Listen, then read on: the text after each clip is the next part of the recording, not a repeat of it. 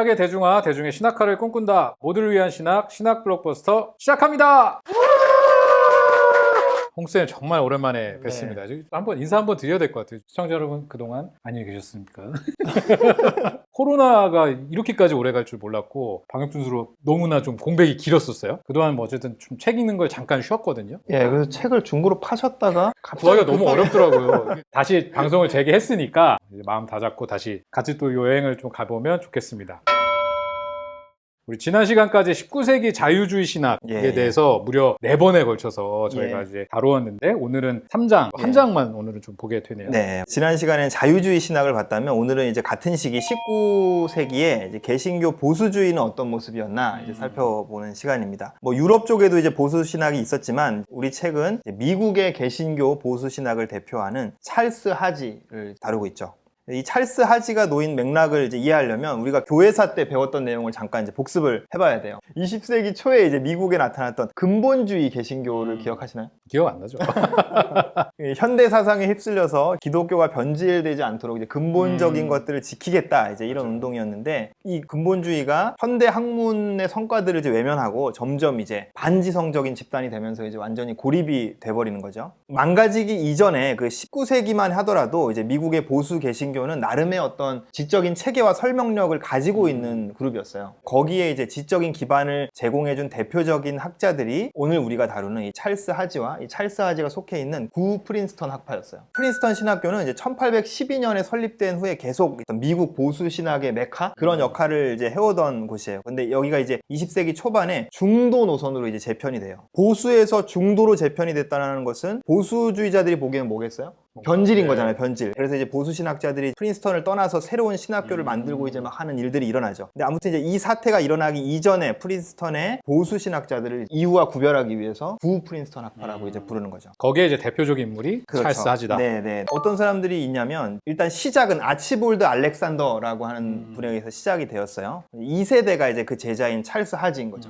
그리고 찰스 하지의 아들인 아치볼드 알렉산더 하지, 그 다음에 벤저민 워필드, 그 다음에 그레션 메이첸 이렇게 이어지는 거예요. 근데 이 5명 중에서 우리 책이 선택한 학자가 이제 찰스 하지인 거죠. 책에 나온 표현에 따르면 구 프린스턴 학파를 가장 특징적이고 가장 강력하게 대표하는 사람이기 때문이다 이렇게 말을 하고 있어요. 하지는 개혁주의자였어요. 개혁주의라는 건 칼뱅의 신학을 이제 표준으로 삼는다는 뜻이고요. 이제 우리 한국 개신교 대부분 이제 장로교회의 비중이 아주 높고 신학적으로는 개혁주의 입장의 교회들이 아주 많아요. 저희 방송의 시청자들 중에서 많은 부분들이 아마 신학적으로는 이 하지의 후예라고 할 수 있습니다. 그래서 하지는 프린스턴 신학교에서 50년 넘게 가르치면서 3,000명이 넘는 신학생들을 가르쳤다고 해요. 이 사람들이 다 목회자가 되었을 테니까 전 세계로 퍼져서. 불릴만하네요. 예. 그래서 하지가 이제 19세기와 20세기에 미국 개혁주의에 끼친 영향이 굉장히 큰 거죠. 그래서 하지를 장로교회 교황이다 이렇게도 부른다고 하네요. 교황이 너무 많다는 생각이 되게 많이 들어요. 하지는 이제 일생 동안 보면 크게 2개의 전선에서 싸웠어요. 첫 번째는 자유주의와의 싸움이었어요.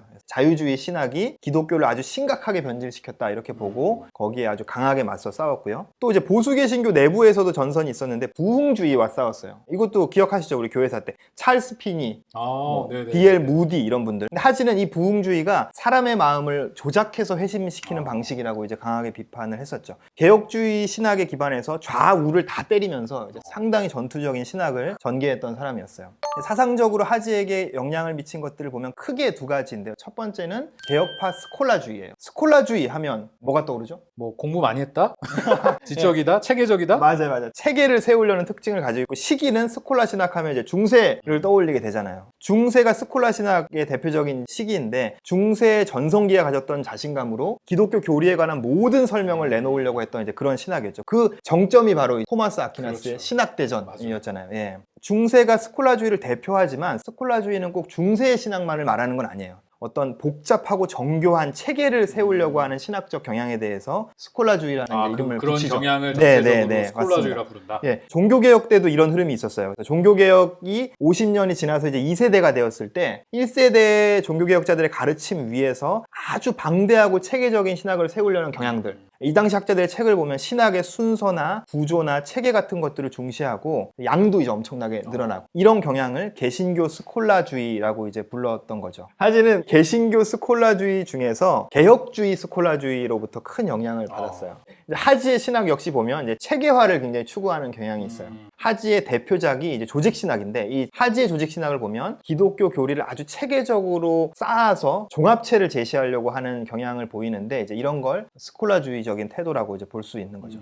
그리고 하지에게 영향을 미친 이제 또 하나의 사상은 스코틀랜드 상식 실제론이었어요. 신불 68화에서 토마스 리드를 다룬 부분을 참고하시면 될 것 같아요. 우리 책은 현대에 나온 모든 신학을 다루는 게 아니라 현대성과 밀접한 관련을 맺고 있는 신학을 이제 주로 다루거든요. 하지 신학의 내용은 사실 별로 현대적이지 않아요. 사실 내용은 보면 전형적인 개혁주의 신학이거든요. 보면 우리 책에서 올슨이 하지 신학의 내용은 거의 다루지 않아요. 근데 하지 신학이 현대성과 관련이 있는 건 뭐냐면 이제 하지가 가지고 있는 신학 방법하고 철학적 전제인 거죠. 그래서 하지는 사실 학문으로서의 철학에는 별 관심이 없었어요. 인간의 사변이다 이제 이렇게 봤거든요. 그럼에도 불구하고 하지 신학에 깔려 있는 철학적 전제가 있었는데 그게 상식 실제론이었다는 거예요. 그래서 하지 신학에서 이 실제론이 가장 강하게 드러나는 지점이 성경에 대한 관점이었어요. 그러니까 성경은 참된 진리, 즉 실제 그대로에 대해서 알려주는 책이다. 그리고 인간 이성은 그것을 이해할 수 있다라는 거가 이제 하지의 관점인 거죠. 하지에게 신학은 성경이 알려준 객관적인 사실을 체계화한 것이 신학이라는 거예요. 성경이 객관적인 진리를 담고 있으니까 그럼 당연히 그것을 체계화한 신학도 당연히 객관적인 진리이겠죠. 그래서 하지는 신학이 과학이나 철학과 같은 위상을 지닌다고 믿었어요. 이게 우리가 앞서 살펴본 자유주의자들하고 하지가 이제 결정적으로 달랐던 지점인 거죠. 하지는 사실을 다루는 과학 그리고 가치를 다루는 신학 이런 이분법을 이제 받아들이지 않았어요. 그래서 하지에게는 신학도 과학 못지않게 이제 사실의 학문이었던 거죠. 하지가 신학의 위상을 이렇게 이해하는데도 이 실제론의 영향이 있었던 거예요. 상식 실제론의 영향이 드러나는 대목은 뭐냐면 하지가 뭔가를 논증할 때 상식에 호소해서 논증하는 모습을 많이 보여요. 여기서 말하는 상식은 제가 이제 토머스 리드 때 얘기했듯이 시사상식이나 이런 게 아니라고 했죠. 네. 일반적인 사람들이 받아들일 수 있는 논리, 사고, 이성, 감각 이런 것들을 말해요. 하지는 계속 그렇게 본 거죠. 인간 이성은 실제를 파악할 수 있다. 그렇기 때문에 이성은 계시의 신뢰성을 판단할 수 있는 기준이 될 수 있다는 거죠. 그래서 하지는 그 기준으로 두 가지를 제시해요. 첫 번째는 하나님은 부도덕한 것을 행하거나 명령할 수 없다라는 명제예요. 네. 이게 굉장히 상식적으로 느껴지죠, 그죠? 그러므로 계시라고 주장하는 내용이 그 내용을 들여다봤더니 비윤리적이라면 그것은 참된 계시를 할 수 없다 이런 거죠. 두 번째는 하나님이 이미 입증된 진리와 모순되는 것을 참이라고 계시할 수 없다. 논리학에서 비모순율이라고 하는데 A가 참이라면 not A는 참일 수 없다는 거죠. A가 참이라는 게 진리로 확인되었다면 A가 참이 아니라는 건 하나님의 계시일 수 없다. 그러니까 하지는 이런 어떤 상식 실제론의 전제를 가지고 그 전제 위에 성경의 사실들을 체계적으로 차곡차곡 쌓아가는 방식으로 이걸 이제 토대주의라고 하죠. 그런 방식으로 이제 신학을 했다는 거예요. 또 올슨은 또 하지 신학의 내용을 별로 다루지 않는다고는 했지만 하지가 특별히 관심을 가지고 기여했던 두 개의 영역은 언급하고 있어요. 우리도 그 두 영역을 좀 간단하게 다뤄보려고 하는데 첫 번째로 하지는 성경의 무오교리가 학문적으로 확립되는 데에 큰 기여를 했어요. 근데 이건 하지뿐만 아니라 앞서 얘기했던 구 프린스턴 학파 전체가 이제 굉장히 기여했던 영역이에요. 그래서 오늘날에도 찰스 하지나 구 프린스턴 학파가 이제 책에서 나올 때 보면 그 맥락을 보면 주로 성경 무오에 대해서 얘기할 때 이들이 언급되는 거죠. 근데 앞서 살펴봤듯이 성경이 명제적인 진리를 있는 그대로 우리에게 전달해주는 책이다라고 하는 이 인식에서 바로 이제 성경 무오성에 대한 교리가 형성된 거죠. 근데 이게 정말로 기여냐 아니냐에 대해서는 이제 자기 위치에 따라서 저마다 생각이 다를 수 있어요. 최근에는 이런 이제 성경 무오 교리가 너무 경직되어 있다. 그렇죠. 네, 그래서 비판이잖아요. 맞아요. 성경을 너무 문자주의적으로 읽게 한다라는 이제 비판의 목소리도 많이 있는 거죠. 그래서 이제 무오 교리의 내용과 그것에 대한 대안으로 이야기되는 무류 교리에 대해서는 전에 자세하게 다룬 적이 있어요. 그렇죠. 신불 저희가... 14회에서 다룬 적이 있습니다. 참고하시면 될 것 같아요. 두 번째로 기여한 영역은 신학과 과학의 관계예요. 하지는 신앙과 과학의 사이의 갈등이 점점 커져가던 그 19세기에 이제 신학을 했죠. 그래서 신앙과 과학 사이의 화해를 추구하는 게 이제 하지의 큰 관심사 중에 하나였어요.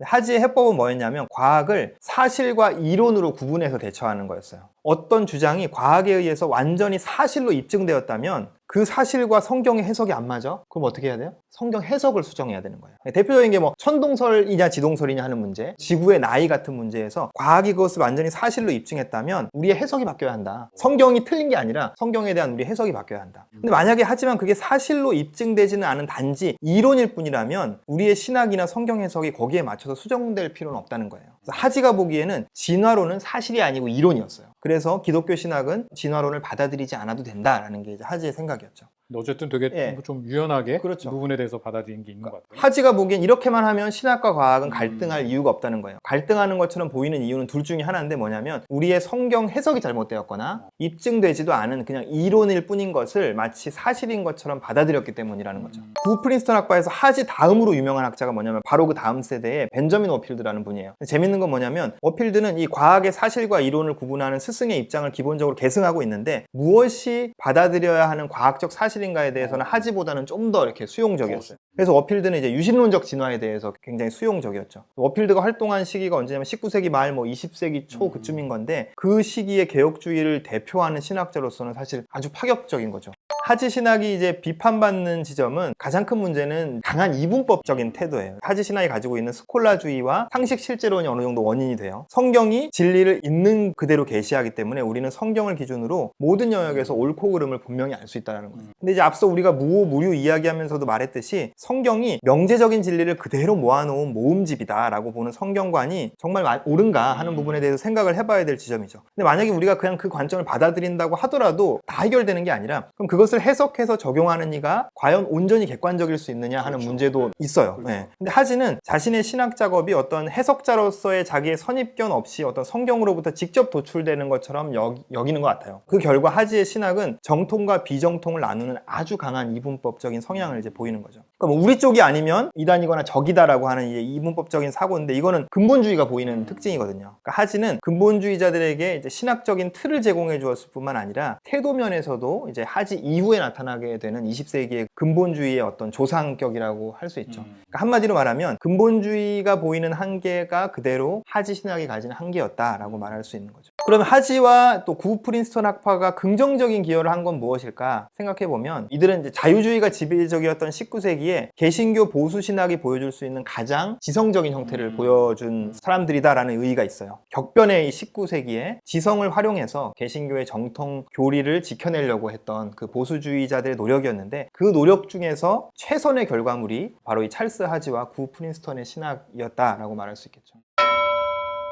오늘 또 이제 별책부로 네. 오랜만에 또 해주셔야 되는데 오늘은 이제 하지 이후에 미국의 개혁주의 흐름에서 나온 유명한 사상가를 한 사람 소개하려고 해요. 어찌 보면 하지보다 훨씬 더 유명한 사람일 수 있어요. 바로 프랜시스 셰퍼입니다. 너무 유명한 잘 아시는 분들도 있겠고 아마 잘 몰라도 대부분 아마 이름 정도는 들어보셨을 맞아요. 거예요. 예. 근데 이 셰퍼의 계보를 따져보면 아까 그 구 프린스턴 학파 5명 얘기했을 때 마지막 대표자라고 했던 메이첸의 제자였어요. 그래서 셰퍼는 메이첸, 반틸 뭐 이런 분들한테 개혁주의 신학을 아주 세게 제대로 배웠어요. 그걸 기반으로 이제 사상을 전개했는데요. 셰퍼는 이제 처음에 미국에서 10년쯤 목회를 하다가 유럽으로 가서 이제 라브리라는 이름의 공동체를 이제 세우게 되죠. 이후에 이제 수많은 사람들이 라브리를 찾아와서 이제 신앙의 문제를 놓고 셰퍼와 함께 고민하고 토론하고 또 답을 얻어갔어요. 셰퍼는 그 라브리에서 강연하고 토론했던 내용으로 책을 내고 또 그 책을 읽은 사람들이 또 더 많이 찾아오고 그렇게 하면서 20세기를 대표하는 이제 기독교 변증가가 된 거죠.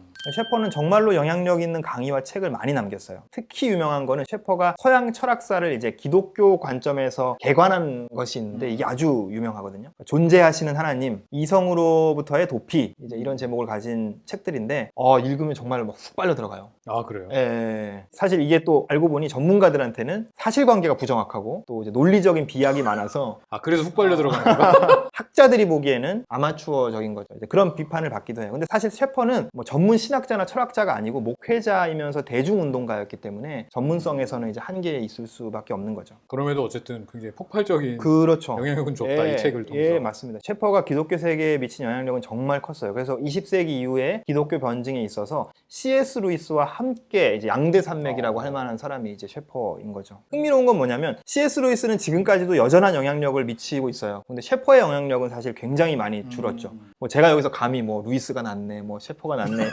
이런 평가를 감히 할 수 있는 사람은 전혀 아니에요. 아니에요. 해주세요.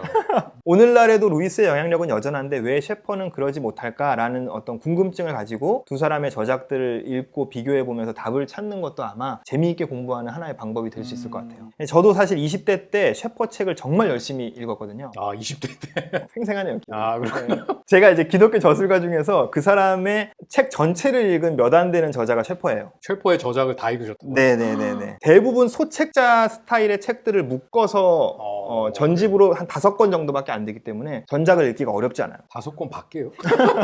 근데 하지만 저도 지금은 셰퍼의 생각을 거의 이제 참고하지 않아요. 왜냐하면 언젠가부터 셰퍼의 글을 읽으면 이제 마음이 좀 부대끼고 거슬리는 지점이 있어요. 이제 셰퍼에 대해서 근래에 제기되고 있는 비판하고도 연결되는데 셰퍼의 사상이 사실 기독교 극우 세력의 생각과 태도를 형성하는 데 굉장히 큰 영향을 미쳤다는 비판이 있어요. 왜냐하면 셰퍼의 글을 읽어보면 우리와 저들을 나누는 이분법이 굉장히 강해요. 절대 선인 기독교, 그리고 저 악한 세속 사상, 이런 구분. 그리고 우리의 신본주의와 저들의 인본주의 같은 이제 이런 구분들이죠. 그리고 이제 소위 문화전쟁이라고 부르는 전투적인 태도가 굉장히 강해요. 그래서 악한 세속 사상을 몰아내고 기독교적인 사상과 문화로 세상을 지배해야 한다. 이제 이런 생각들이죠. 그런 부분에서 셰퍼가 개신교 극우 세력하고 음모론자들의 입맛에 잘 맞기 때문에 이제 그들에게서 지금도 셰퍼는 열렬하게 인용되고 이제 추천되고 있는 거예요. 이건 셰퍼에 대한 오용이라고도 볼 수 있는데 실제로 셰퍼의 사상에 또 그런 면이 있기 때문이기도 한 거죠. 셰퍼는 이제 완전 해롭다 이렇게 말하는 건 아니에요. 저는 셰퍼의 사상이 지난 시대에 굉장히 의미 있게